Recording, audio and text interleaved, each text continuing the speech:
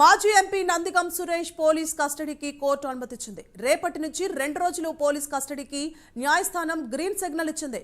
TDP కార్యాలయంపై దాడి కేసులో Nandigam Suresh arrest అయ్యారు. గుంటూరు జిల్లా జైల్లో రిమాండ్ ఖైదీగా ఉన్నారు. మంగళగిరి గ్రామీణ పిఎస్లోనే నందిగం సురేష్ విచారణకు కోర్టు అనుమతించింది.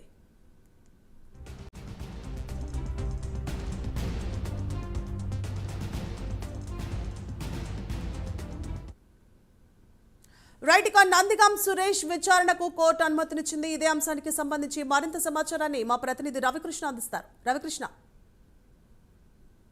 ఏదైతే గుంటూరు జైల్లో రిమాండ్ ఖైదీగా ఉన్నటువంటి మాజీ ఎంపీ బాపట్ల మాజీ ఎంపీ అయినటువంటి నందిగం సురేష్ కు 2 రోజుల పాటు కోర్టు అయితే పోలీస్ కస్టడీకి అనుమతించింది. దీనికి సంబంధించి ప్రక్రియ అయితే రేపటి నుంచి ప్రారంభం కానుంది.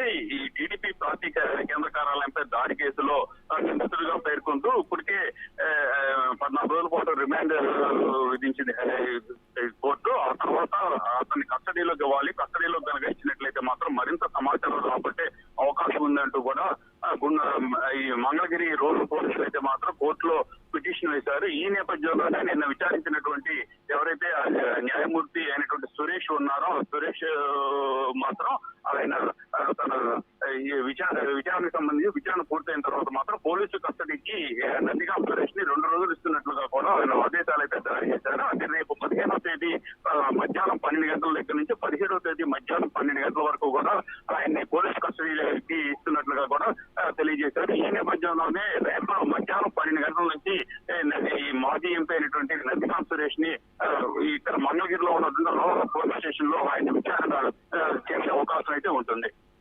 Right, thank you Ravikrishna.